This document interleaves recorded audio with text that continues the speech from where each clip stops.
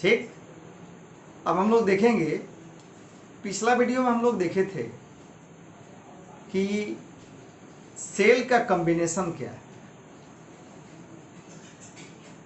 उसमें आपको हम बताए थे सीरीज कॉम्बिनेशन क्या है, पैरेलल कॉम्बिनेशन क्या है, मिक्स्ड कॉम्बिनेशन क्या है।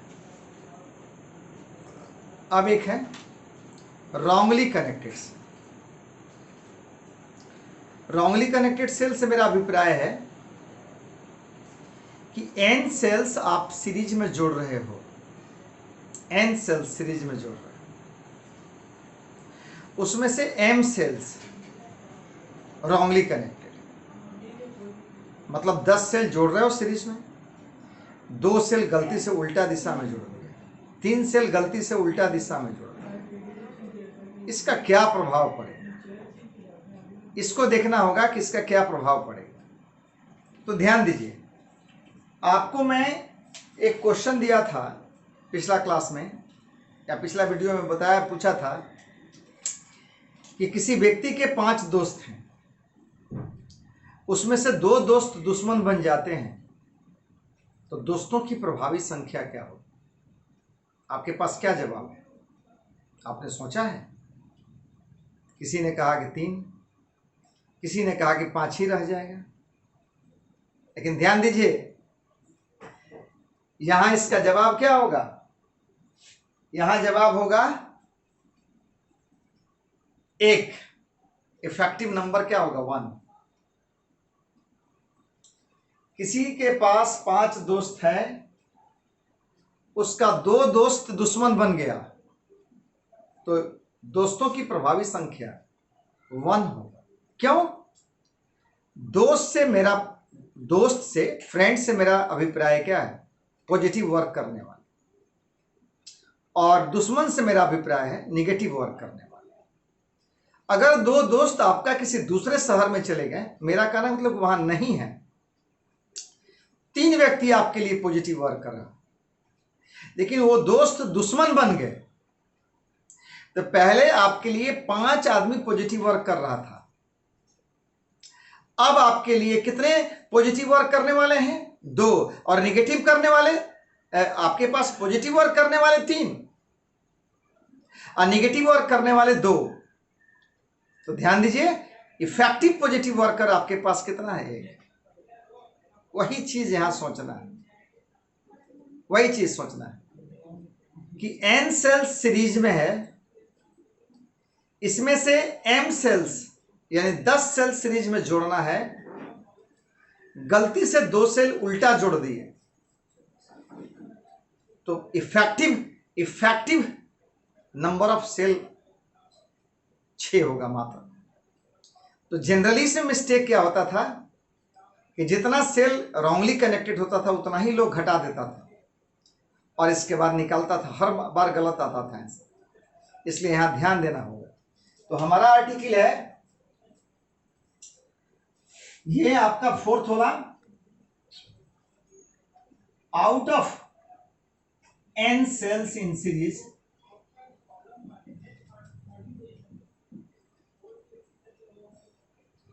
m cells are wrongly connected.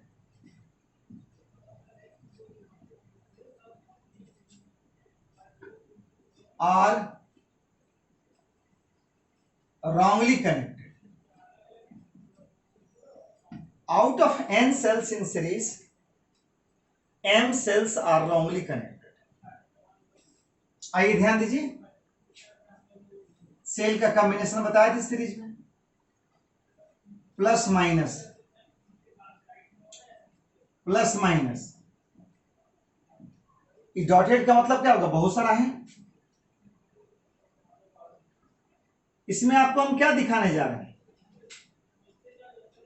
n sales जो है, m सेल्स, ये टोटल n सेल है, और यहां से आपके क्या है, m cell wrongly connected. m cells जो है रॉन्गली कनेक्टेड है, सब के सब मिलके लोड रेजिस्टेंस में करंट भेज रहे हैं। ये क्या है सर, m सेल्स है, और टोटल सेल्स कितने हैं सर, n सेल्स।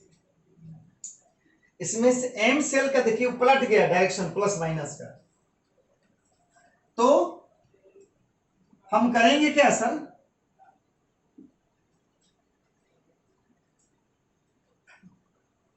करंट निकालने के लिए इफेक्टिव ईएमएफ, इफेक्टिव ईएमएफ क्या होगा, एनी माइनस 2m, टोटल में से जितना गलत कनेक्ट किए हैं उसका दोगुना घटा देंगे, यानी इसको n माइनस 2m इंटू ई लिख दिए, n माइनस 2m इंटू ई लिख दिए, इतना इफेक्टिव ईएमएफ हो गया। अब इसके बाद क्या देखेंगे,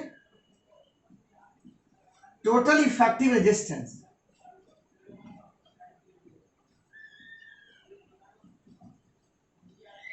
कितना होगा, एनआर होगा, इसका तो आर आर है, सभी का ई है, इंटरनल रेजिस्टेंस आर है, तो आपका आर प्लस क्या होगा, एनआर होगा, आर प्लस एनआर।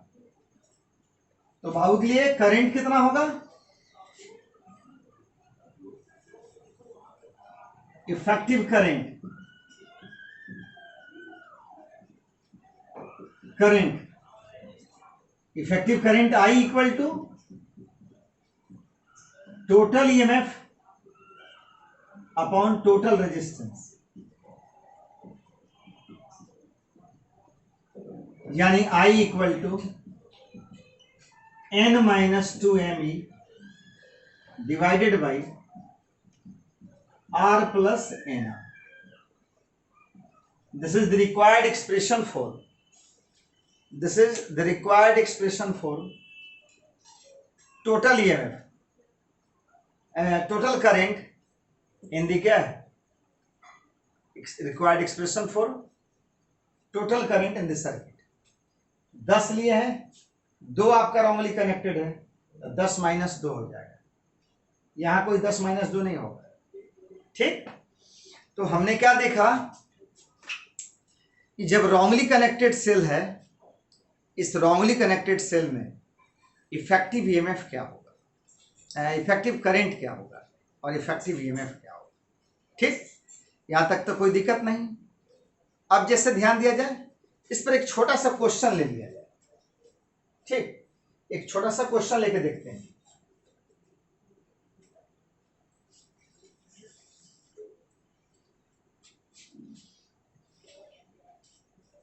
ठीक है,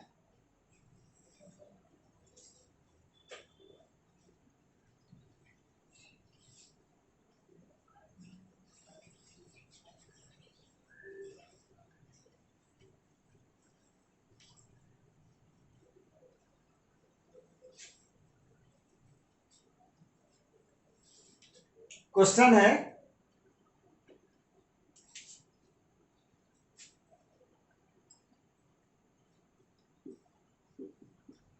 ten sales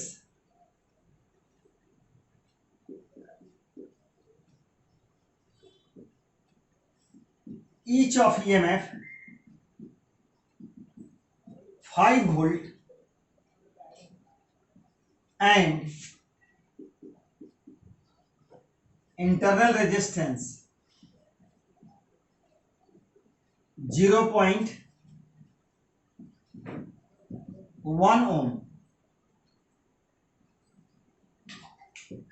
are connected in series,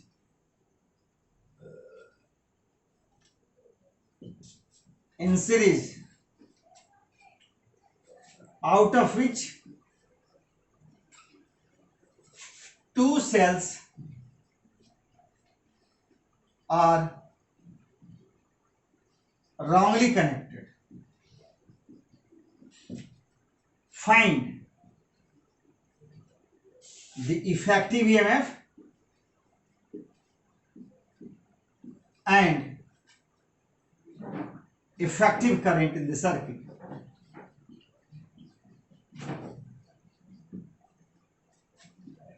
In the circuit, if load resistance is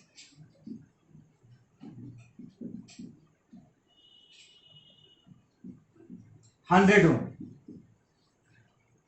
या 99 ohm, load resistance is 99 ohm. ठीक, आपको दिया हुआ है कि आपके पास 10 सेल है, हर सेल का ईएमएफ 5 वोल्ट 5 वोल्ट और इसका इंटरनल रेजिस्टेंस 0.1 है, are connected in series, series में connected, out of which 2 cells are wrongly connected. इसमें 2 सेल जो है उल्टा दिशा में लगा दिए. तो आपसे क्वेश्चन पूछ रहा है, find the effective current, find the effective EMF, find the effective EMF and effective current in the circuit if load resistance is 99 ohm.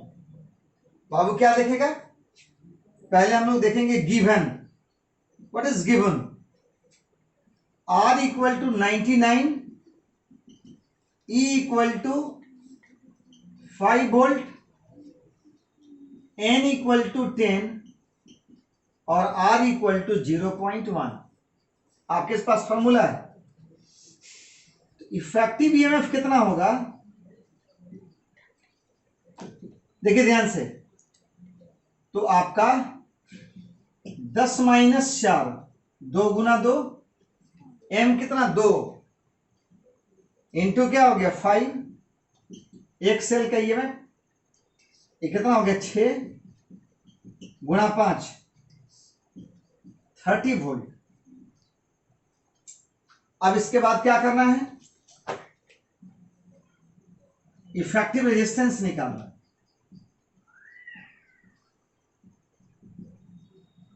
Effective resistance कितना होगा, R 99 plus NR 10 into 0.1 100 ohm. Now I equal to कितना 30 by यानी 0.3 ampere. आपने देखा बहुत simple है. जो frequent mistake होता था, जितना सेल रॉन्गली कनेक्टेड होता था उतना ही लोग डिडक्ट करता था, घटाता था, नतीजा रिजल्ट गड़बड़ा जाता था. आपने यहां देख लिया. अब हम आते हैं, बताए थे ना कि maximum power delivered by a cell, कि सेल के द्वारा मैक्सिमम पावर डिलीवर किया जाएगा, कितना उसका वैल्यू होगा और किस कंडीशन में वो मैक्सिमम पावर डिलीवर करेगा, किस कंडीशन में. ठीक,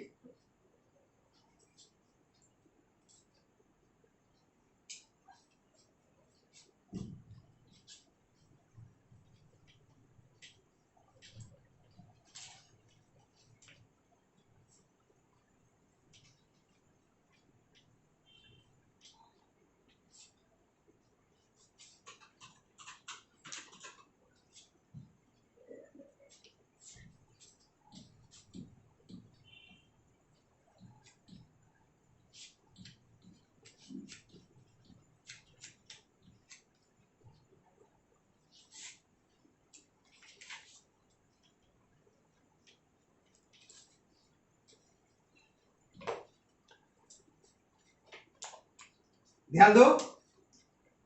कह रहा सर हम एक आर्टिकल देने जा रहे हैं आपको, ये काफी बोर्ड व्यू से इंपॉर्टेंट है और इसका स्पेशल केस जो होगा वो आपको कॉम्पिटिटिव व्यू से इंपॉर्टेंट है. कह रहा कि एक्सप्रेशन फॉर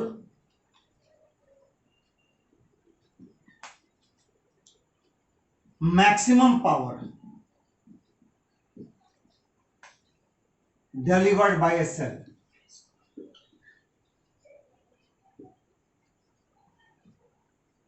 ठीक,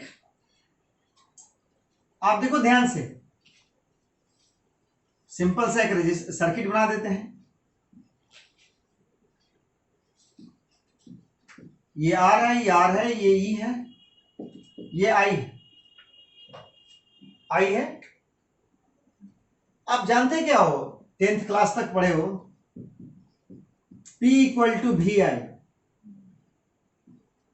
P equal to I square R और P equal to V square R. यही पावर के लिए एक्सप्रेशन है। बाबू को कहीं और जाने की जरूरत नहीं है इस एक्सप्रेशन को निकालने के लिए। आप Joule's law of heating effect जानते हो, H equal to I square R T होता है। तो पावर क्या होता है, वर्क डन बाई टाइम होता है।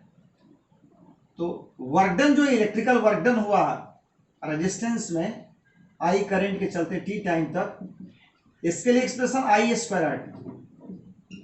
आप यहां पर तो टी से टी कैंसिल हो गया, ये कहां से आया सब बता देते हैं बाबू को, ये सब जानता है, आप जानते हो आप भाई। P बराबर आई स्क्वायर आर, ओम्स लॉ जानते हो, V बराबर आई आर जानते हो, I बराबर V बाई आर जानते हो, यहां मान रख दो। तो P बराबर V स्क्वायर बाई,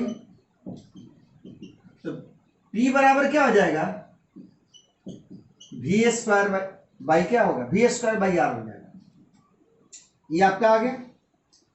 अब ऐसे भी देख सकते हैं, P बराबर आई स्क्वायर आर बाबू का है, तो आई आर इंटू आई कर सकते हो। तो बाबू आई आर बराबर तो भी जानते हो, तो P बराबर वी आई, P बराबर आई स्क्वायर आर और P बराबर वी स्क्वायर बाई आर। ये सब चीज छोटा छोटा चीज है जो 9th-10th में आपने पढ़ा, इसलिए इसके विषय में बहुत डिस्कशन नहीं। हाँ, हम ये लिख करके चलेंगे, वी नो दैट, इस केस में हमको ये मालूम है, इस केस में हमें ये मालूम है। तो हम क्या करेंगे, देखेंगे इसमें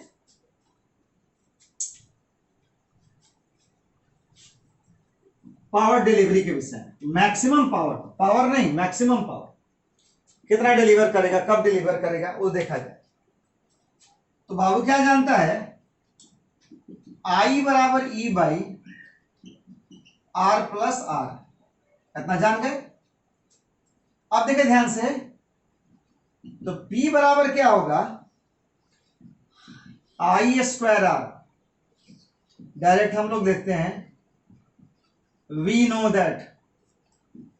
अब I बराबर हम लोग जानते हैं E square R plus R का whole square I into R, यानी P equal to E square R by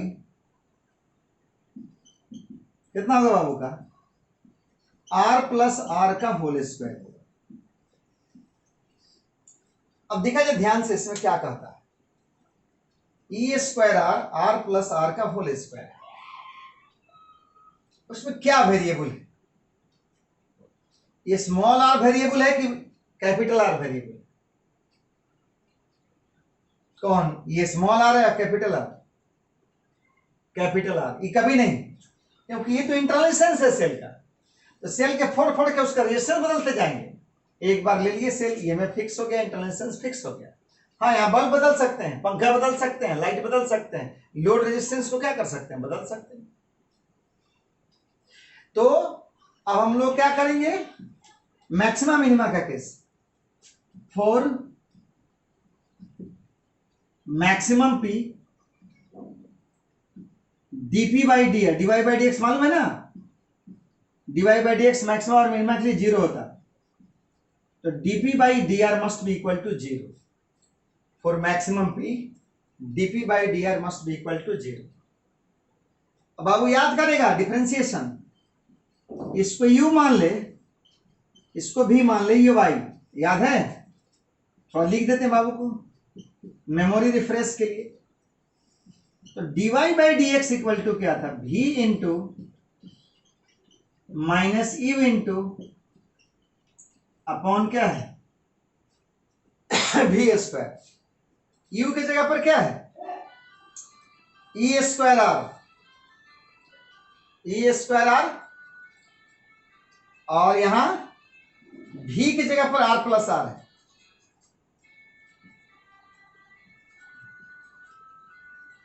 अब देखिए इसमें क्या कहता है,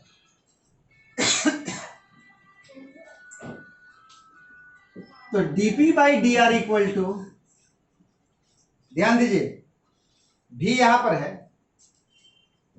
आर प्लस आर का whole square into into E square, ये तो कांस्टेंट है, ई स्क्वायर कांस्टेंट है, minus U E square R D by D R, R plus R का होल स्क्वायर। ध्यान दिया जाए, थोड़ा यहां सक्सेसिव में आ जाए, यहां नीचे उतरेगा are plus are,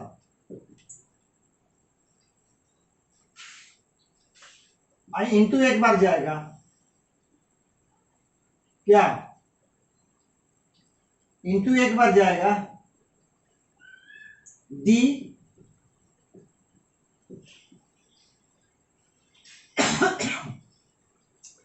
R plus R by R, successive में। तो देखते हैं,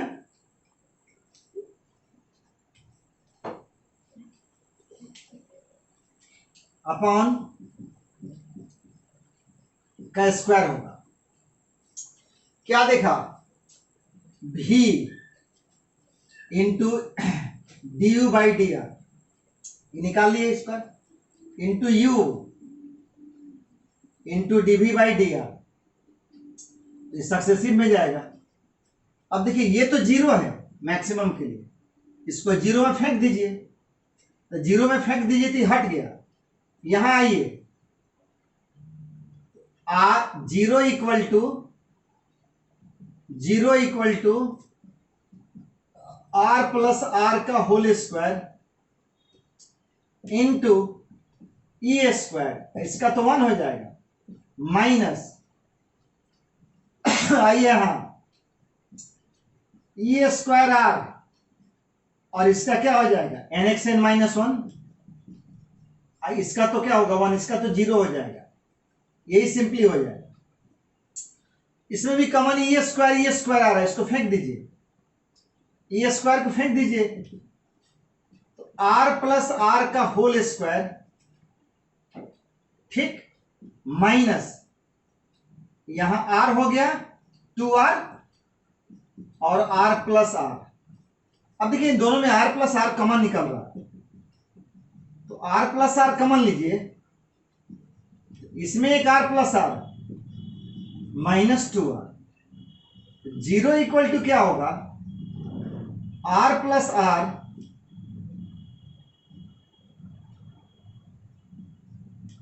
आर प्लस आर, और यहां क्या हो जाएगा सर, r माइनस आर। ध्यान दीजिए कि दोनों का प्रोडक्ट जीरो है, तो चाहे ये जीरो होगा, चाहे ये जीरो, चाहे दोनों जीरो, तो r प्लस आर कभी जीरो नहीं हो सकता है, since r plus R is not equal to zero. क्यों नहीं जीरो हो सकता है, दो रेजिस्टेंस कभी निगेटिव नहीं होता, दो पॉजिटिव चीज का सम कभी जीरो नहीं होगा। तो क्या हो जाएगा, r minus R equal to zero, R equal to R, वही कहता है, this is required condition for maximum power delivered by this, this is required condition for maximum power delivered by the क्या, सेल। इसे cell के द्वारा maximum power deliver करने के लिए यही condition, external resistance and load resistance must be equal to internal resistance, that is अब आपका ई मैक्स पी मैक्स कितना होगा, पावर मैक्सिमम कितना होगा, इधर P आ गया। अब P मैक्स हम लोग देखें, ये P मैक्स कितना होगा। अब इसका वैल्यू हम लोग क्या करते हैं, यहां रख देते हैं, वैल्यू रख देते हैं। तो आप देखो ध्यान से क्या होगा बाबू का, तो P मैक्स यही आपका आर्टिकल था, यही फॉर्मूला आपका P के लिए, E square R by R equal to R, two R का होल स्क्वायर। तो P max is nothing but what, E square R four R square, एक आर से एक आर कट जाएगा, P मैक्स बराबर E square by four R, P max equal to, so this is required expression for maximum power delivered by a cell। बात समझ में आ गया। तो किसी सेल के द्वारा मैक्सिमम पावर कितना डिलीवर किया जा सकता है उसका एक्सप्रेशन आपने देखा। कंडीशन क्या है, R equal to R, maximum power delivery के लिए। ठीक, अब आते हैं हम लोग तो हम लोग इसमें इस चैप्टर में देखे क्या, तो सिंपली हमने देखा करंट क्या है, डिटेल्स में देखा, करंट डेंसिटी देखा, ड्रिफ्ट वेलोसिटी देखा, रेजिस्टेंस देखा। ड्रिफ्ट वेलोसिटी का एक्सप्रेशन निकालते समय दो छोटे छोटे चीज आए थे, आपके आए थे relaxation time, mean free path आया था, इसके बाद हम बताए थे मोबिलिटी बताए थे, इसके बाद बताया Ohm's law, resistance, temperature dependence और डायमेंशन पर कैसे रेजिस्टेंस डिपेंड करता है। इसके बाद हमने सेल के विषय में बताया, सेल क्या है, इंटरनल रेजिस्टेंस ऑफ सेल क्या है, कितने ऐसे फैक्टर हैं जिस पर सेल का इंटरनल रेजिस्टेंस डिपेंड करता है। फिर हमने आपको बताया combination of cells, series combination, parallel combination, mixed combination, wrong combination. इसके बाद बताया कि maximum power delivered by a cell, कोई सेल मैक्सिमम पावर कितना डिलीवर कर सकता है उसके लिए कंडीशन क्या है, यहां तक आपको हमने बता दिया।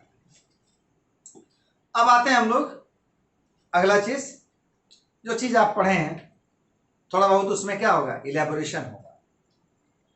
तो इसमें अब रेजिस्टेंस का कॉम्बिनेशन आप 10 तक कुछ पढ़े हैं, उसमें थोड़ा आगे बढ़ाएंगे हम, बेसिक से लेकर के आगे तक का बढ़ाएंगे। तो रेजिस्टेंस क्या है, combination of resistance, series combination, parallel combination, mixed combination कोई नया कॉम्बिनेशन नहीं, बल्कि क्या है, प्रॉब्लम प्रॉब्लम प्रॉब्लम। ठीक, तो नेक्स्ट आर्टिकल हम लोगों का है कॉम्बिनेशन ऑफ रेजिस्टेंस। ठीक है, तो देखते हैं हम लोग इसको।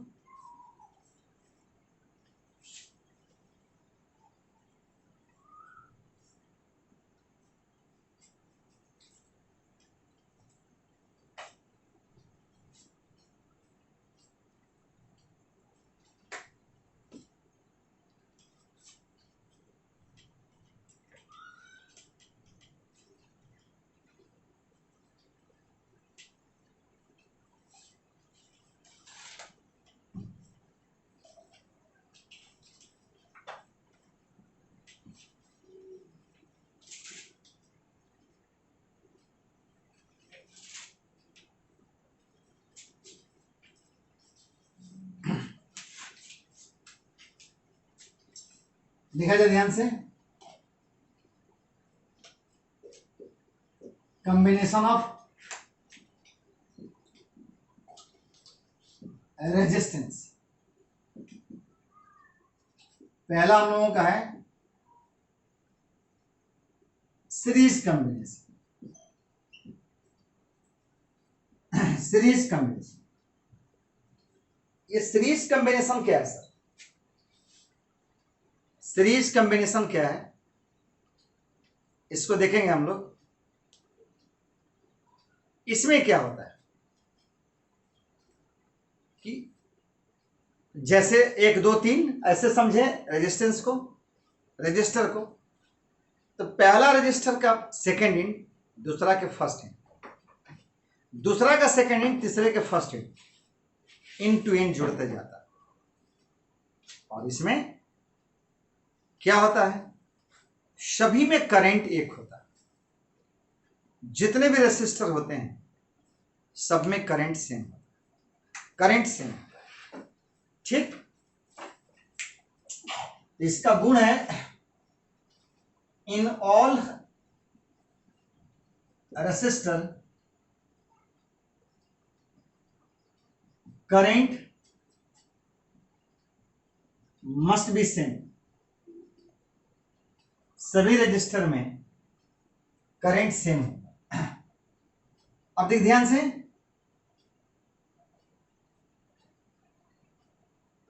हम लोग कुछ रजिस्टर ले लेते हैं, जैसे R1 R2 R3 नाम रख दिए इसका।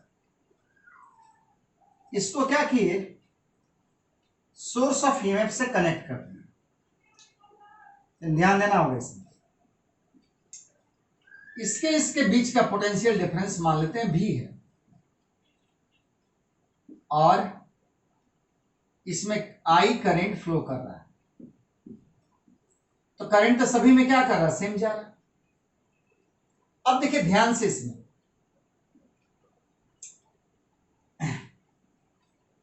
यहां क्या है, अगर रेजिस्टेंस का वैल्यू अलग अलग है तो सबके अक्रॉस ड्रॉप ऑफ पोटेंशियल अलग अलग होगा।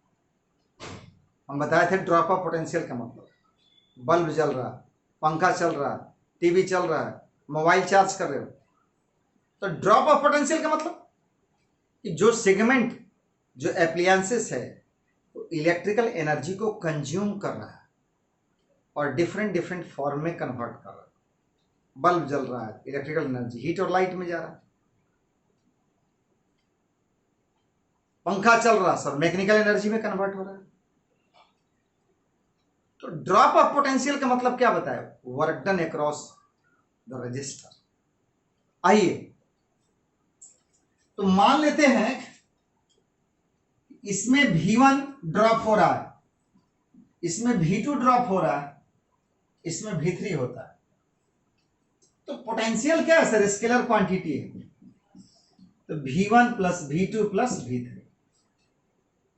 पोटेंशियल क्या है सर, स्केलर क्वांटिटी है, तो V1 plus V2 plus V3, और टोटल ड्रॉप ऑफ पोटेंशियल इस पॉइंट से इस पॉइंट के बीच V है।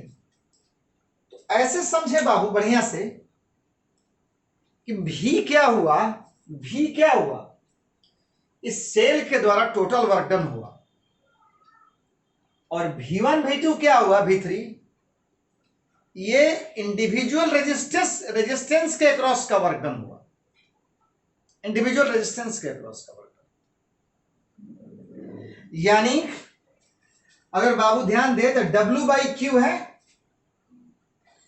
वर्क डन पर चार्ज, तो W1/Q, W2/Q, W3/Q, याद कीजिएगा पोटेंशियल डिफरेंस हम बताए थे आपको। तो W1 plus W2 plus W3 बटा में क्या हो गया, Q। ये क्या हुआ कि बैटरी जो टोटल एनर्जी आपको खर्च किया, तो उस खर्च हुए एनर्जी का कुछ सेगमेंट ये यूज किया, कुछ सेगमेंट ये यूज किया, कुछ सेगमेंट ये यूज किया।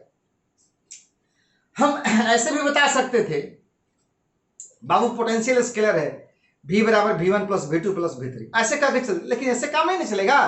क्यों नहीं काम चलेगा, अरे सर V है क्या, तो डिस्कस किया था मैं वहां, पोटेंशियल बताना, यहां भी बता दिया।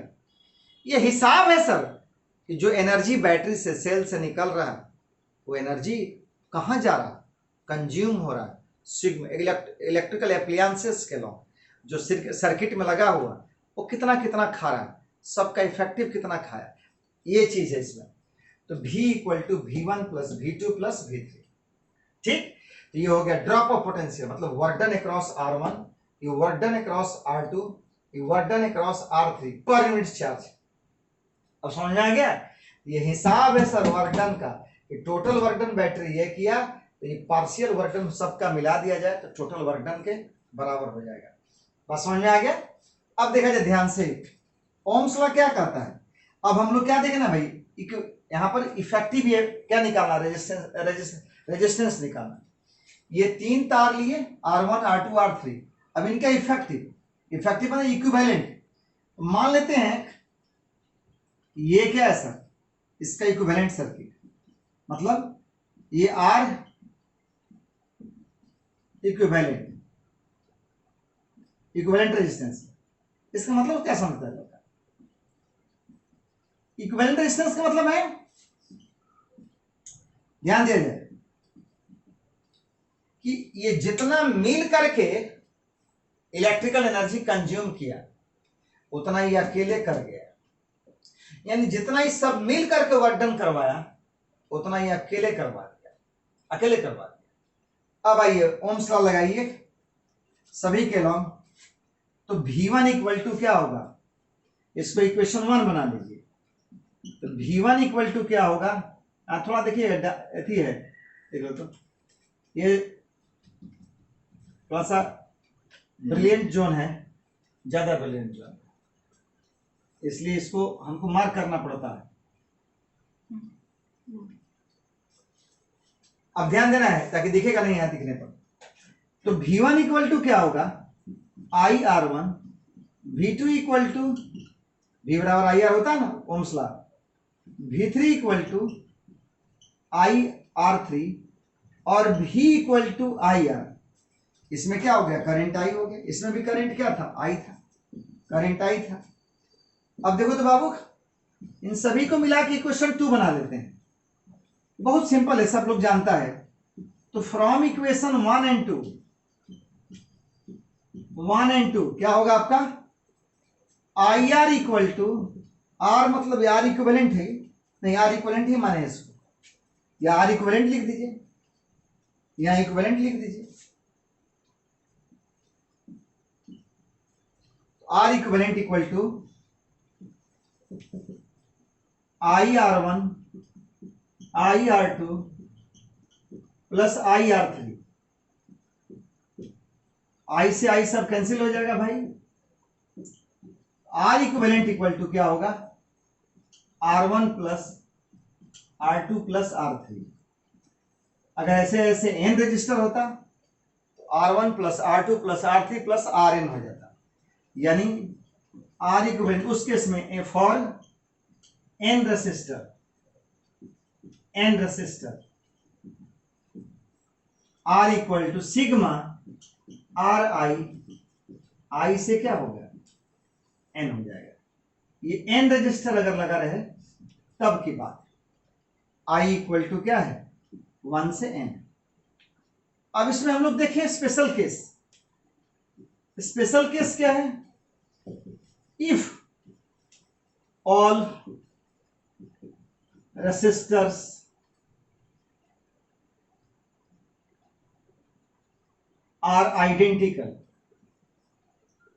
are identical, all resistors are identical, that is each having equal resistance,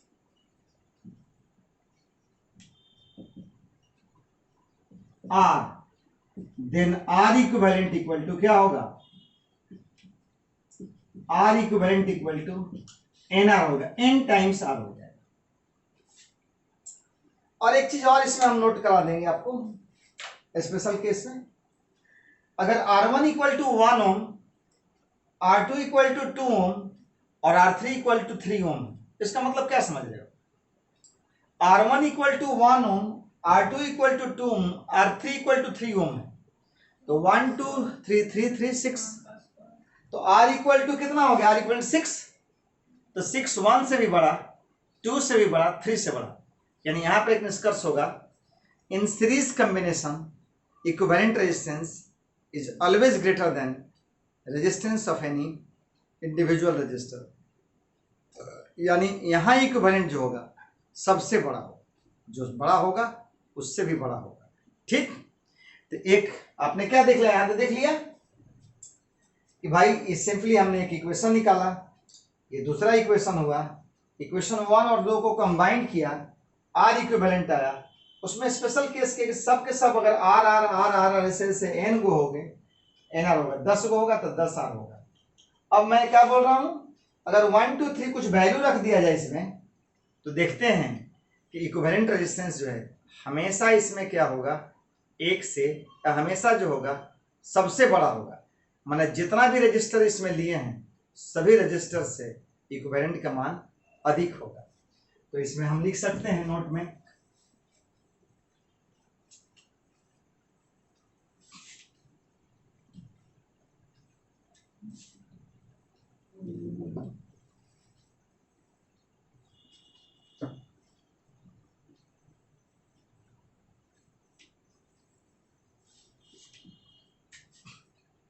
हम इसमें लिख सकते हैं, क्या लिख सकते हैं भाई, लिख सकते हैं in series combination, in series combination equivalent resistance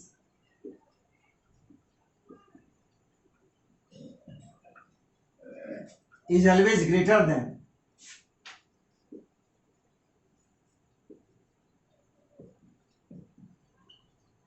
resistance of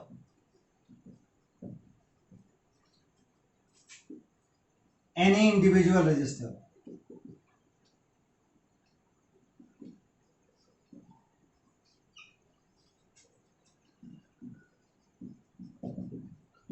Greater than resistance of any individual resistor. ठीक, अब आते हैं हम लोग पैरेलल कॉम्बिनेशन। इसका पैरेलल कॉम्बिनेशन क्या होगा,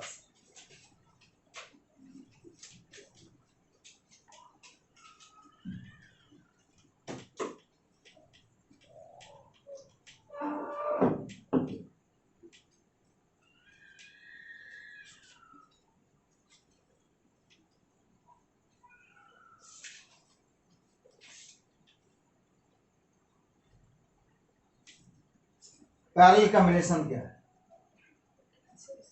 फिर इसमें देखिए आपका दो गुण है इसमें, parallel combination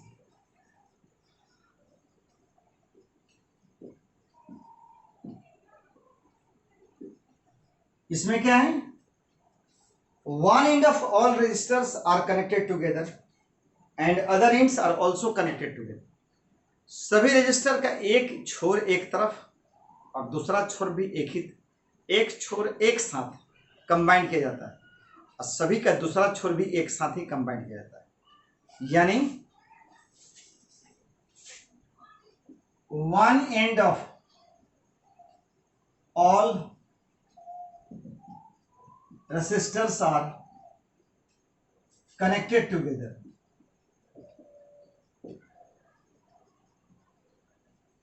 and also other ends, and also all other ends are connected together. अब देखिए ध्यान से, दूसरा पॉइंट क्या है, इसमें होता है potential difference across each resistor must be same. यहाँ पोटेंशियल डिफरेंस सभी के अलॉन्ग क्या होगा, सेम होगा। उसमें करंट सब में सेम था, उसमें एक इंड किसी एक रजिस्टर का एक इंड दूसरे इंड से, दूसरा तीसरे इंड, ऐसे करके इंड टू इंड कनेक्शन था।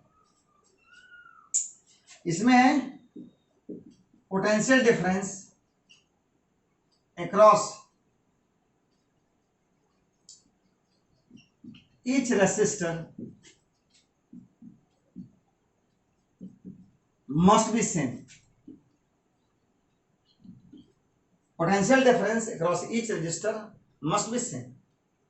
आइए देखिए ध्यान से, सर्किट डायग्राम इसका देखें।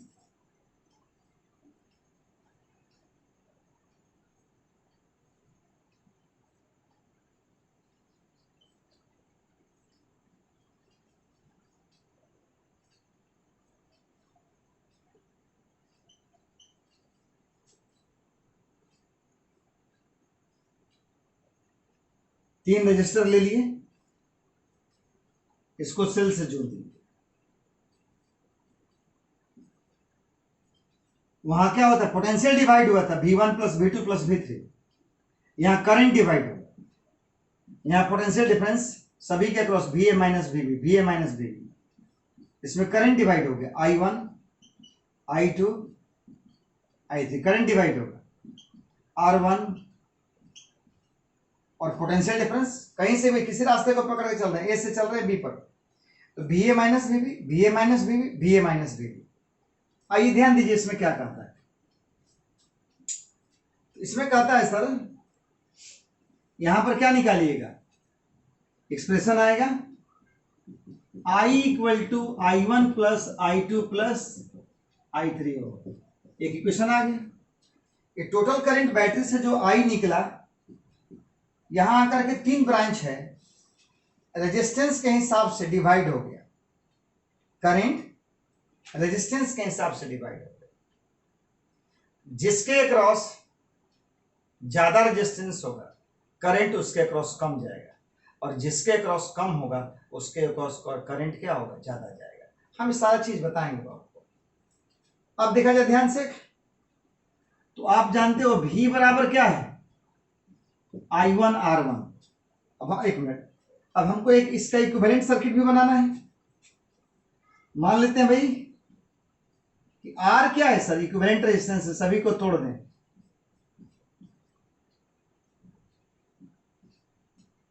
ये R इक्विवेलेंट, तो जो सब मिल करके रेजिस्टेंस ऑफर कर रहे थे वो अकेला कर दिया, वही करंट आई, वही R इक्विवेलेंट। तो हम लोग ओम्स लॉ के हिसाब से क्या जानते हैं, V बराबर I R, I into R equivalent लिख सकते हैं। इसके लिए क्या लिख सकते हैं, क्योंकि पोटेंशियल सबके लिए क्या है सर, A से B के बीच का पोटेंशियल डिफरेंस क्या है, V, तो V बराबर I1 R1। यहां पर देखेंगे, एक मिनट पहले इसको करेक्ट कर लेते हैं, I बराबर V बाई आर इक्विवेलेंट, ठीक। फिर क्या देखते हैं भाई, उसी तरह से I1 बराबर V बाई R1, I2 बराबर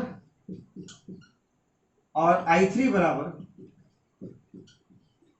इन सभी को इक्वेशन 2 बना लेते हैं, और 1 एंड 2 में देखते हैं, इन सभी को इक्वेशन 2 बना लेते हैं। मान रख देते हैं किसका भाई, I का, I1 का, I2 का, I3 का, तो V by R equivalent equal to क्या होगा, V बाई R1 और V बाई क्या होगा, R3 होगा। तो V कैंसिल, तो 1 by R equivalent equal to, कोई दिक्कत। इसी तरह से कहता है सर, ये रेसिप्रोकल ऑर्डर में आ गया, रेसिप्रोकल ऑर्डर में, तो अब इसको लिख सकते हैं 1 by R equivalent equal to क्या होगा, 1 by R equivalent equal to sigma R I, यही होगा। अब इसमें स्पेशल केस आते हैं, इसमें स्पेशल केस आते हैं, पहले देख लीजिए ध्यान से। मैंने 3 सेगमेंट लिया, एक सोर्स ऑफ ईएमएफ लिया, ये source of EMF I current भेज रहा है, ए पॉइंट पर 3 ब्रांच फूटता है, तीनों ब्रांच से बी पर पहुंचते हैं, एक R1 से होकर के, एक R2 से होकर के, एक R3 से होकर के, एक R1 से, एक R2 से, एक R3 से। इधर से I1 करंट, इधर से I2 I3, लेकिन टोटल करंट क्या हो गया sir, I equal to I1 plus I2 plus I3। यहां कंसेप्ट क्या कहता है सर, इसका एक इक्विवेलेंट हम लोग मानेंगे, सबका इक्विवेलेंट सब मिला करके R इक्विवेलेंट है, तो I जो है क्या होगा सर, इसके लिए एक्सप्रेशन V बराबर I इंटू आर इक्विवेलेंट। अब इसके बाद क्या किए, I बराबर क्या हो गया, इतना I1 I2, इस सब का वैल्यू यहां रख दिए, तो आपके सब चीज आप जानते हो, पहले से जानते आए हो। अब इसमें स्पेशल केस देखो, थोड़ा बहुत चीज है समझना है।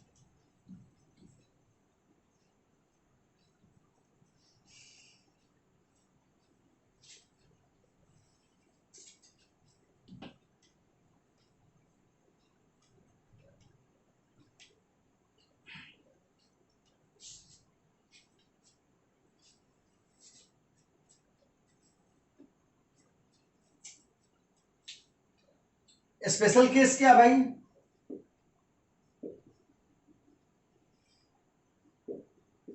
स्पेशल केस है पहला, if all resistors are identical and each having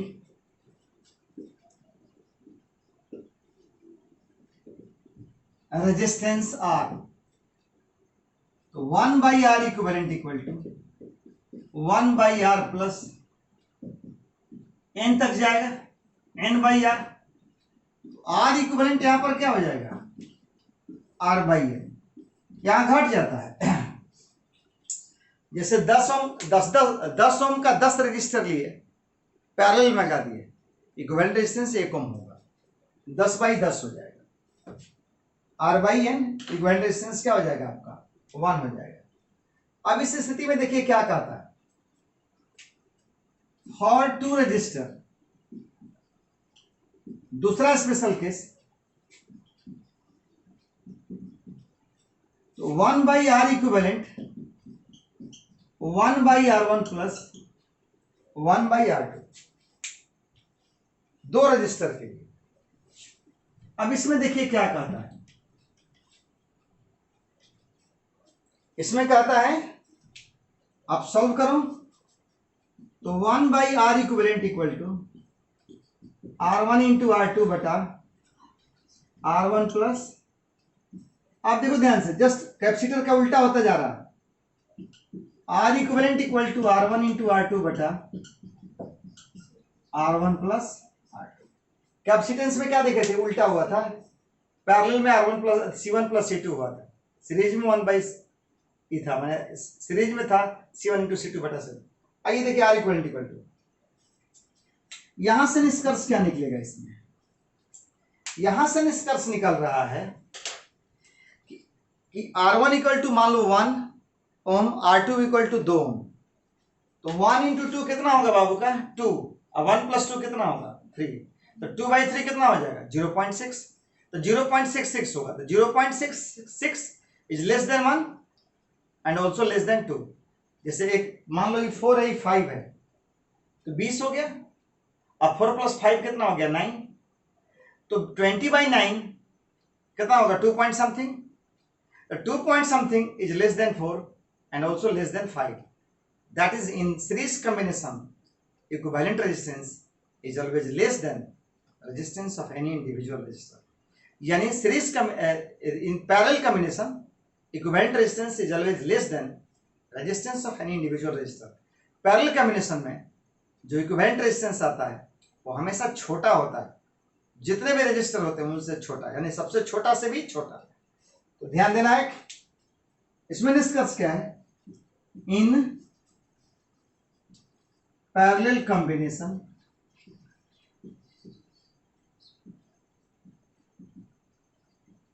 equivalent resistance is always less than resistance of any individual, resistance of any individual क्या है? Resistance of any individual resistor.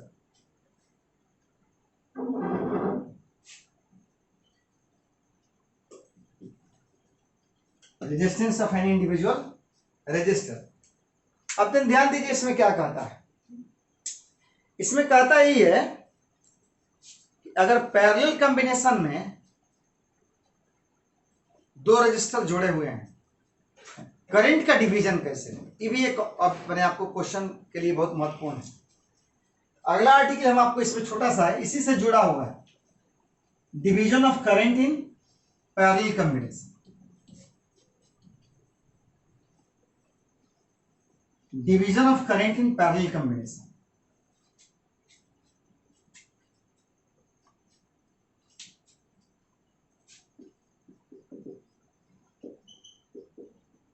Division of current in parallel combination. आइए देखते हैं दो register के लिए।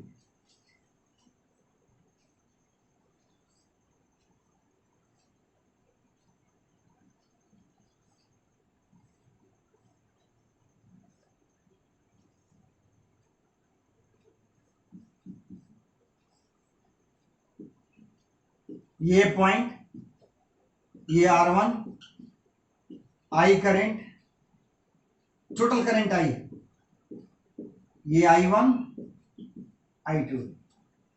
अभी बताया आपको I बराबर क्या होगा, I1 प्लस I2। अगर I मालूम है, I1 I2 कैसे वैल्यू निकालेंगे, R1 R2 सब गिवन है। आइए एक इक्वेशन आप इसको बना लीजिए, और एक हमने क्या बताया, PD रिमेन्स कांस्टेंट। पैरेलल में क्या होता है, PD कांस्टेंट होता है, PD remains constant.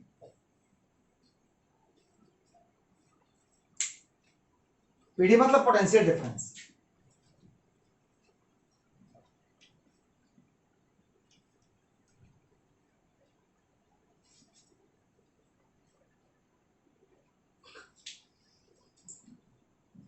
In parallel combination PD remains constant। PD remains constant, potential difference remains constant.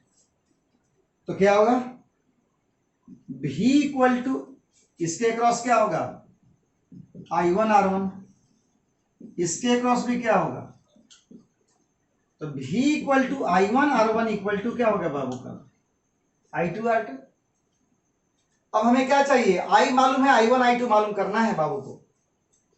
तो इससे देखा जाए, I2 बराबर I1 R1 बटा R2 ले सकते हैं। अब इसको फ्रॉम इक्वेशन 1 बनाइए, 1 से ले आ जाए।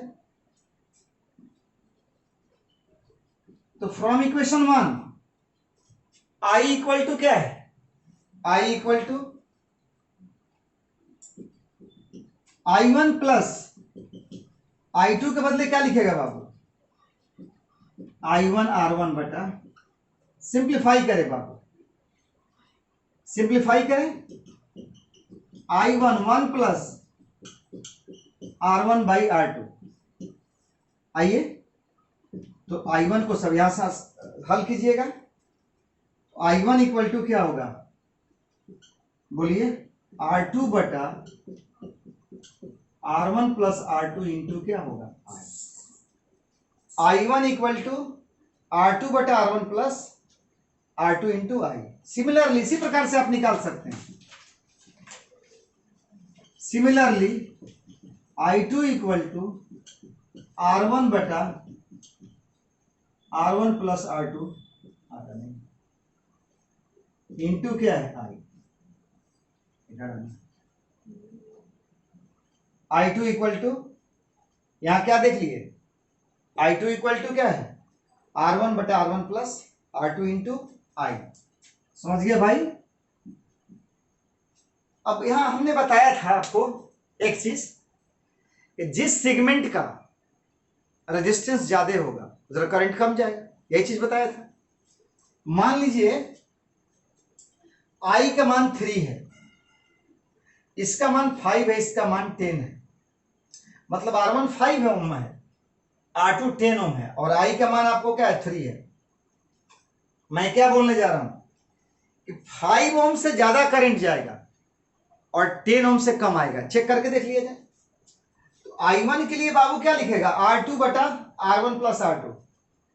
R1 5 है, I2 10 है, तो 10 बटा 15, देखिए तो 2/3 इंटू 3 कट गया, 2 एम्पियर किधर से गया, I1 से। क्या देखा, R2 10 ओम है, R1 plus R2 5 plus 10 15, I3 3 से 3 कट जाएगा। देखिए ना भाई, यहां पर 10 हो गया तो 2/3 हो गया, 3 से 3 कट गया, 2 बच गया, 2 एम्पियर करंट किसे गया, 5 ओम से। I2 जो है वो R2 से करंट है। R1 कितना है 5, अब 5 प्लस 10 15 1/3 3 1, यानी क्या देखिए अकॉर्डिंग टू रेजिस्टेंस करंट बढ़ गया। जिसका रेजिस्टेंस ज्यादा है उसके तरफ करंट कम गया, और जिसका रेजिस्टेंस कम है उसके तरफ करंट क्या हो गया ज्यादा। तो इस तरह से दिमाग में बना के रखें कि करंट जो है ना वो बटता है। अगर आ गया डिवीजन की बात, ब्रांच हो गया, तो वहां ब्रांच के पॉइंट पर बटेगा अकॉर्डिंग टू रेजिस्टेंस। जिस साइड का रेजिस्टेंस ज्यादा होगा उधर करंट कम जाएगा, और जिधर रेजिस्टेंस ज्यादा होगा उधर करंट कम, और जिधर करंट क्या होगा रेजिस्टेंस कम होगा उधर करंट ज्यादा आएगा। इसके बाद हम लोगों का आता है मिक्स्ड कॉम्बिनेशन। तो मिक्स्ड कॉम्बिनेशन जो है ना वो क्या है सर, पूरी तरह से क्वेश्चन है। इसको हम लोग क्या करेंगे नेक्स्ट वीडियो में देखेंगे क्वेश्चन को। Thank you.